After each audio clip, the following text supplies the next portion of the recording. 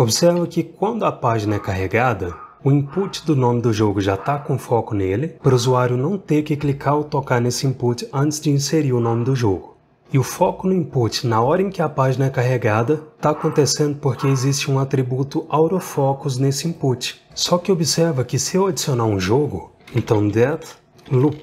Arcane Studios, o jogo foi adicionado e os inputs do form ficam com os valores que eu inseri. E isso pode ser um problema, porque se o usuário quiser inserir um outro jogo, ele vai ter que pegar o mouse ou tocar no input se tiver em uma tela menor, remover esse valor e inserir um novo valor. Então, depois que um jogo é adicionado, seria interessante limpar esses valores e voltar o foco para esse primeiro input. Essa é a melhoria que eu quero fazer. Ou seja, é uma pequena feature, uma pequena funcionalidade que ainda não existe na aplicação. Para implementar isso, eu vou remover esse jogo que eu adicionei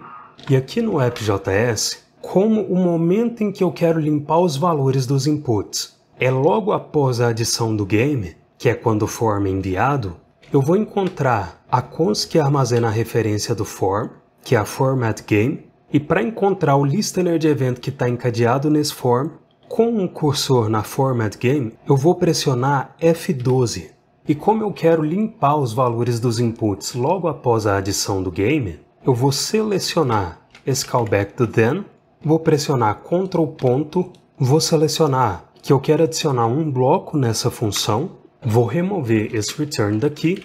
e na verdade, abaixo do console.log, eu vou inserir e.target, que resulta nesse próprio form no qual o evento submit foi atrelado. Vou encadear no form a invocação do reset, lembrando que o reset é um método que restaura os valores padrão dos elementos de um form, e o valor padrão de todo input é uma string vazia. E para dar um foco no input, abaixo do reset eu vou invocar e.target.title, porque title é o valor do atributo name do input que eu quero dar o foco. Se eu vier aqui na marcação do input, eu vejo que o atributo name dele recebe title, e como essa expressão resulta na referência do input, eu vou encadear nessa referência do input a invocação do focus. Feito isso, agora, logo após eu adicionar um jogo, os valores dos inputs são removidos e o input do nome do jogo volta a ter foco.